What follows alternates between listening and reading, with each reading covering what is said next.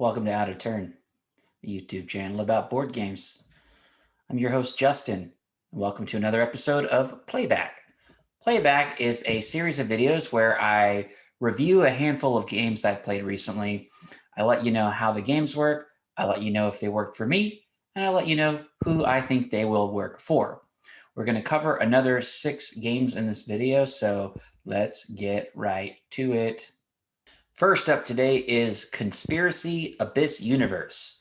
This is a small 10 card game for 2 to 4 players. Takes about 30 minutes. This is sort of a spiritual sequel, baby brother offshoot of the larger board/card game Abyss. And Abyss is this gorgeous game that came out several years ago, very acclaimed. And they share some DNA in that they're both card games about building up your underwater kingdom. But the original Abyss was not for me. It was a game I was pretty hyped about, and it just didn't click. But Conspiracy Abyss Universe is the game I wished it was. And so it is definitely a keeper for me. Here's how it works. You and up to 3 other players are going to be essentially drafting characters into your assembly. You're like each an underwater kingdom, and you're trying to create the highest scoring assembly. And what you're doing is you're basically building an upside down pyramid of these cards. The top row has 5 cards, second row will be 4, all the way down to 1. And as soon as somebody completes that pyramid, it triggers the final round of the game. So the way you draft those cards is on your turn, you've got a couple of options. You can take up to 3 cards from the face down deck of cards that have characters that it can go into your assembly. It's your choice. You can take 1, 2, or 3, but you have to decide before you take them. No matter how many of those you draw, you can only draft 1 and place it into your assembly. Any that you don't draft get placed down face up as additional drafting options for the next players. Now, what's neat about that is as there continue to be undrafted cards of the same color, I think there are 5 colors total in the game, you stack cards of the same color. And these are characters ranging in values of points from, I believe it's from 0 to 6 points. And some of the cards, actually the lower the point value is, the better ability the card has. So as you play a card into your assembly, you can trigger the ability on it. And if you're drafting from those face up cards, you might be able to snag 3 or 4 cards at a time, and you can put them down in your assembly in whatever order you like to trigger their effects. And another reason you might want to do that is because one of the end of game scoring conditions is whatever your largest touching section of the same color, you'll score points for that. So if you grab 4 cards in one turn, hey, I mean, that's 12 points. That's like 3 points a card. And if you're laying it where it's touching, several other cards in your pyramid as well, man, you can rack up a lot of points that way. Another thing that you can do is some of the character cards have keys on them. And once you have a pair of keys, you can draft a location. And locations are basically additional scoring conditions. And drafting those works the same way.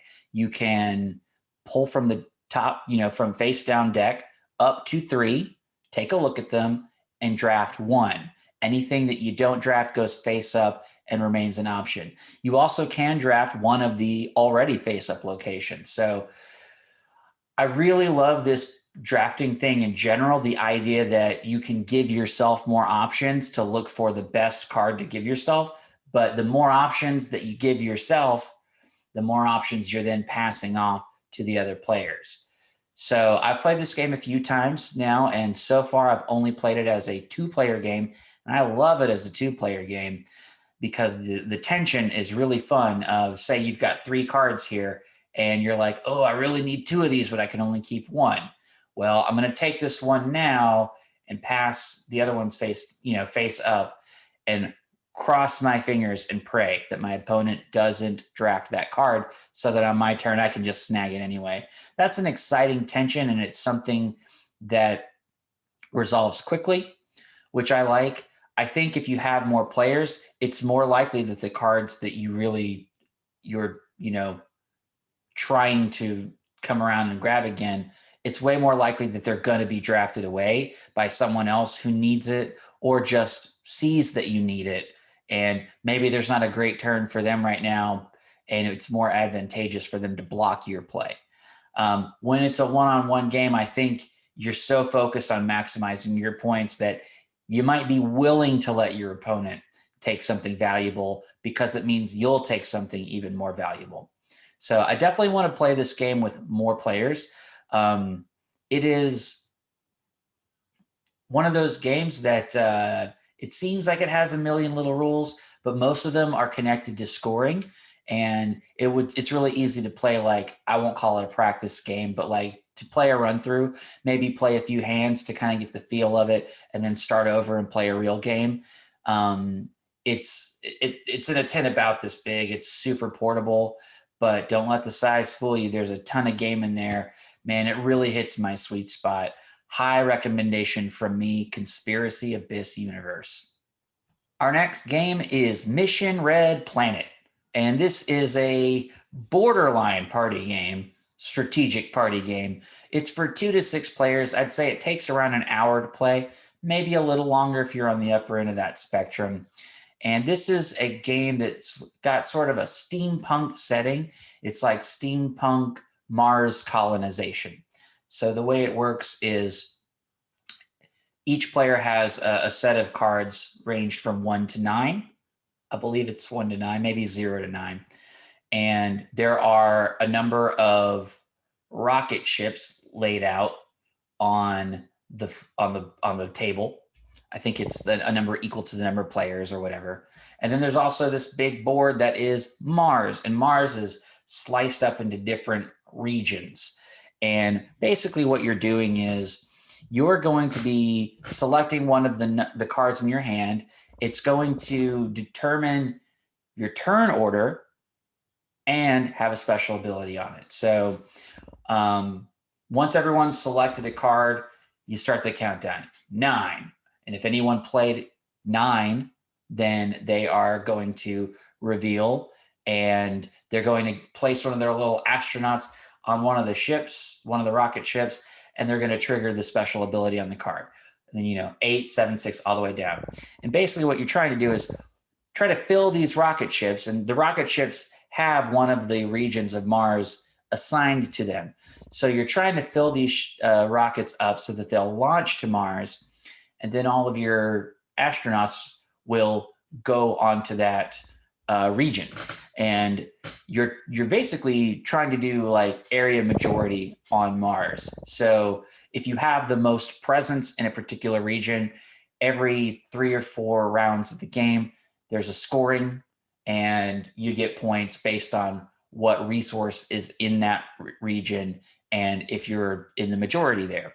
So there's some stuff that lets you move your astronauts around Mars so you can spread out some. There's a little bit of take that allows you to blow up ships that haven't been full yet, or kill other players' astronauts. Lots of silly things like that. We played with, I want to say, 4 players, and it felt good. There was just enough chaos without it just being like, utterly impossible to follow or strategize. You did get to, everybody got their sneaky plays in. I think if you did this with a full player count, you'd have to embrace the pure chaos. And hey, maybe that's okay for some people. I like a little more control in my game. Or if it's going to be that chaotic, I don't want it to be an hour and a half long. I can just do pure madness for maybe 20 or 30 minutes. So take that into consideration if you want a little more of a controlled game that still has a huge element of unpredictability. 3 to 4 players, I think is your sweet spot for that. But if you just want to go wild and really lean into the player interaction and ruining your opponent's moves, then I think you can go to a higher player count in this game. In terms of complexity and age, it's not a hard game to wrap your head around. There are a couple of extra moving parts like discovery cards that are extra wrinkles. And I think that's about it. The game's not very complex, but it is a little on the longer side. I think that will deter some casual players, even though the game feels a bit casual in nature. But age-wise, I think probably around 10 and up seems suitable for this game. I liked it. I didn't love it. It had been on my shelf of shame for probably a year. Was really pumped to finally get it to the table. And I liked it, but I didn't get that, that feeling of instant joy that many other games have given me. So I'm going to give it another play or two before I have a final decision on it, but it's staying in the collection for now. Mission Red Planet. Up next is a game I feel obligated, nay, duty-bound to discuss with you, and it is called Alcatraz, the Scapegoat. This is a game for 3 or 4 players, and it takes about 45 minutes to play, and it is a semi-cooperative game. The story of the game is each player is a prisoner at Alcatraz, and you are all working together to complete an escape plan. So this is essentially a pick up and deliver game. All of the escape plan stuff involves picking up items from certain rooms and then taking them to other rooms, like combinations of items. That's pretty much the whole thrust of the game. On each turn, everyone has to vote on one player to be the scapegoat of the turn. So the scapegoat of the turn will not receive any benefit if part of the escape plan is completed on that turn. So if you fill, part A of the plan, whoever the scapegoat was on that turn doesn't get any benefit. Everyone else does. However, the benefit of being the scapegoat is that you get an extra action on your turn. And the more consecutive turns you're the scapegoat, the more extra actions you get. So, there is something to be said of, being willing to be the scapegoat for several turns and to get a bunch of stuff done. And then to say, okay, now I need my due, let me complete this. Let me complete part C so that I can get caught up on the escape plan. Here's where the game sounded really interesting on paper to us, but here's where it falls apart for us. At the end of the game, you have to leave at least one person behind when you escape. So I think the escape plan is like A through F. And the escape is triggered once some combination of players have A through F covered. So if I have A, B, C, and F, and someone else has C, D, and E, well, between the two of us, we have A through F covered, so we can escape. And if no one is considered essential, we can leave them behind.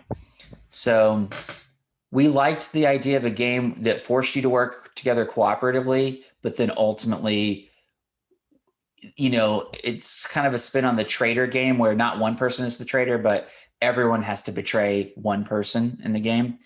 And while that sounded cool on paper, it really didn't work for us. I mean, we worked together so hard cooperatively to escape from prison that no one really wanted to leave each other behind. And at the same time, we actually had 4 players, and we had 2 players complete the escape plan.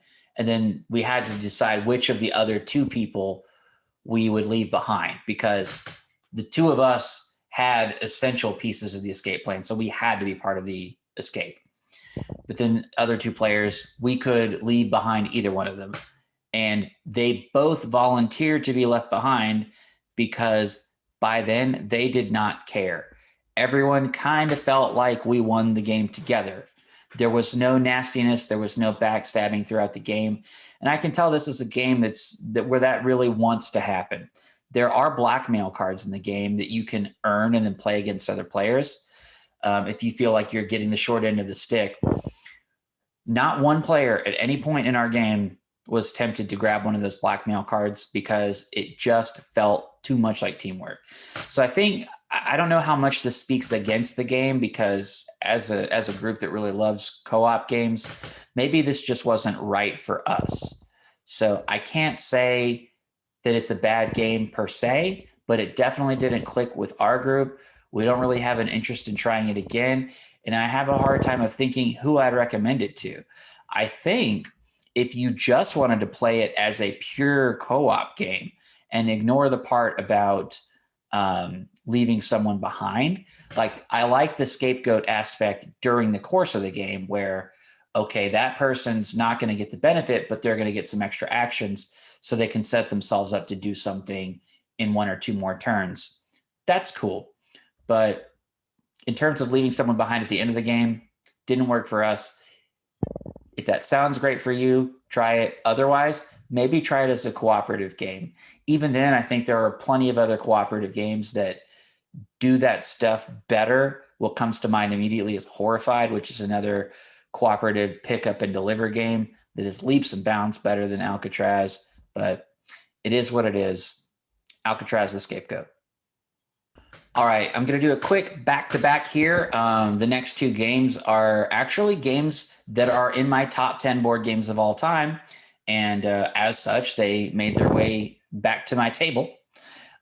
First up is Kingdomino, which is a very short, very simple game. 2 to 4 players, 15 minutes.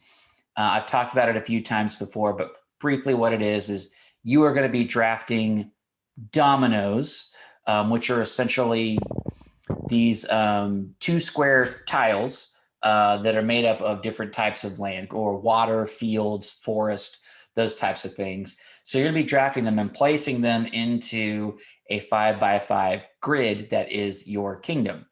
And what you're trying to do is build up areas of land, but you also want to make sure they have crowns in them.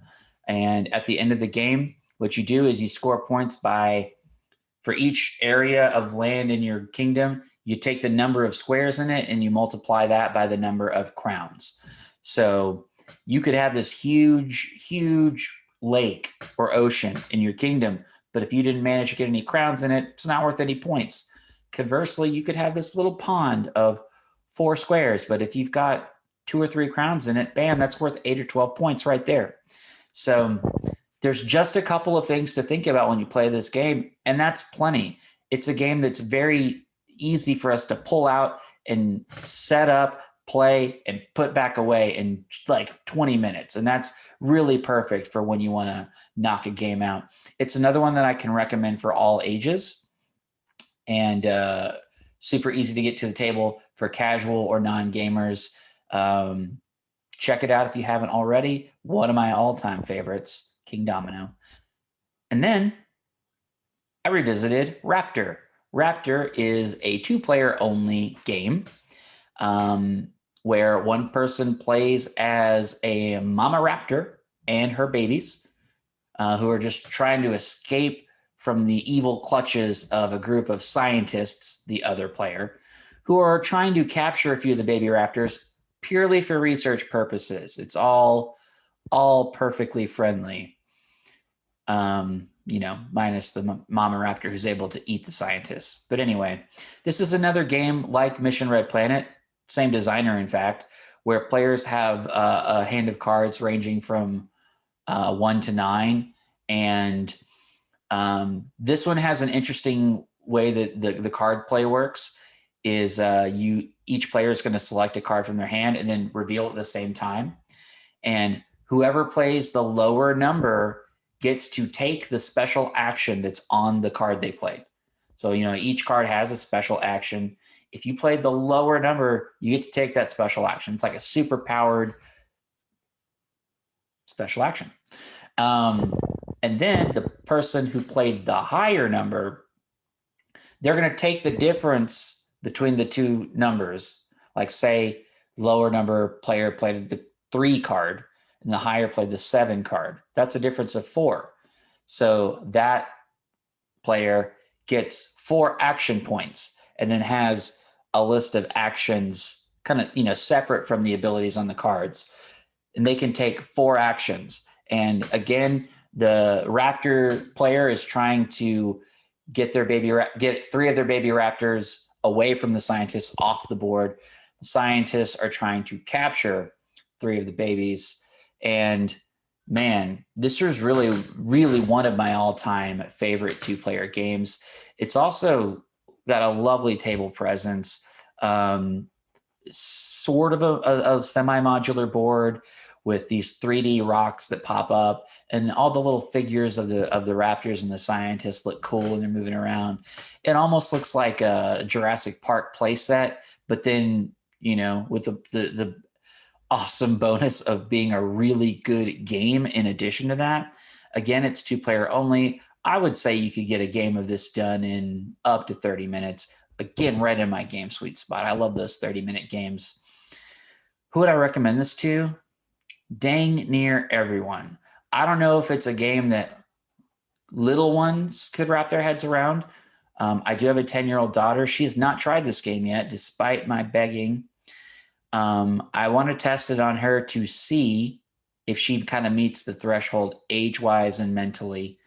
But it's not an overly complicated game. I think the hardest thing is to remember all the abilities on the cards and all of the actions you can take. But there are some pretty good player aids that each player gets, as well as a very detailed rule book. So if you're ever unsure of anything, there's plenty of reference material. And after a few plays, you really do kind of get the hang of how everything works. But as far as jumping into it, I think this is like Gateway Plus. But I do highly recommend it. I think it was in my top 5 when I did my list a few months ago. So check this one out. A+ score from me. It's called Raptor. The final game I'm going to cover today is another 2-player game, and well, it's a 2-player version in a system, a whole line of games called Unmatched. And the set that this was my first time playing Unmatched, by the way, and the set that inaugurated me was Robin Hood versus Bigfoot. And kind of a no-brainer for me. The people close to me know that I'm somewhat of a Bigfoot fan. I have been my entire life. I don't want to brag, but I do own the novelization of Harry and the Hendersons, so take that for what you will. But anyway, Unmatched is a game where there are tons of different characters out, real life people, and then characters from mythology and literature. Everyone from Medusa to Dracula to Bruce Lee, lots of crazy characters. So each person in the game is going to take control of one of these characters and a deck of cards. There's also a map that goes out. And by the way, you can play this up to 4 players if you have a big enough map and have the right characters and whatnot. But we've just been playing this 2-player only one. And you take control of a deck and you have cards. And of course, you're moving your figure around and the map, and you're trying to attack each other and play defensive cards and do some cool maneuvering. I reckon they call this a skirmish game. I haven't played a ton of these. I have played the Funkoverse game as well. These 2 systems launched at about the same time a couple of years ago, and they got compared to each other a lot. And I feel like they're pretty different, but if we're going to turn this into a red versus blue thing, Unmatched wins for me, hands down, to the point where I'm not sure I have an interest in additional plays of Funkoverse. I don't know that I'm even intrigued in trying different characters to see how they play in Funkoverse, but Unmatched, just Bigfoot and Robin Hood in my one set alone play so drastically differently that it's exciting to me, the idea that if I try out another character, I get to learn kind of a new way to play the game. And it's another quick one. I think you're probably going to whoop your opponent, or your opponent's going to whoop you in about 20 minutes. So I like that. So what's neat about that is one of you can play as Robin Hood and one as Bigfoot. And then when someone goes, oh, well, of course you won, Bigfoot's stronger. So yeah, of course you won because you played as Bigfoot. That's a hypothetical. No one's ever said that to me. So then you just say, okay, well then we'll switch sides, and I'll be Robin Hood this time and you be Bigfoot. And so that's pretty cool. And you get to feel what the game's like. Again, it's a different flavor for each of the characters. So I'm a little nervous about how this could turn into a money sink for me, because you better believe I want more characters. There is a set out called Cobble and Fog that has characters like the aforementioned Dracula, Invisible Man, I think, Sherlock Holmes. And then they've got some Marvel sets coming out later this year. So, there's also Jurassic Park sets, Buffy the Vampire Slayer. There's mythological sets, like I mentioned, Medusa and those types of characters. There's a lot of characters out already, more to come. Very exciting. I definitely recommend this one. Let's see. Age or complexity wise, you know what? The game's not that hard. And, you're just basically playing with the deck. You've got your figurine that you move around the board, and then you have the deck, and you only have a few cards in your hand at a time. And the cards are pretty self-explanatory, but you do also have a little reference card. So I think just about anyone could play this. I think if you describe this game to someone and mention a couple of the characters available, if their eyes light up, no matter what gamer level they're on, it's going to be a good match. Pun not intended. But it'll be a good match for that person. If they're into the concept of the game, they're going to be into the game. So another recommendation for me, Unmatched, Robin Hood versus Bigfoot. All right, we have reached the end. And what is my playback pick? My favorite game from this set? Good question. Well, for me, the definite answer is Conspiracy Abyss Universe. It feels like a bit of a cheat because I have talked about it on a video or two before. Well, just one, I think. But man, it's definitely my favorite game of this bunch. Not counting games I had played before, but of the new games I played in this bunch, it's for sure the best. Unmatched, very solid second place. Very solid second. But Conspiracy checks a lot of boxes for me. I love games that allow me to try to play 3 or 4 turns ahead, and you're like building towards something good, and then you're also crossing your fingers that nothing gets screwed up along the way. This is a great game for that, and because it's in such a tiny package, you can take it anywhere, throw it out on the table at a restaurant or bar. I've done that. It's my pick for sure. And so with that, we conclude this episode of Playback. Thank you guys so much for watching. Go back and watch some other videos of mine. Subscribe to this channel to see what else I get into. We've got more game reviews coming up soon. Until then, I'm Justin. This is Out of Turn. See you guys next time.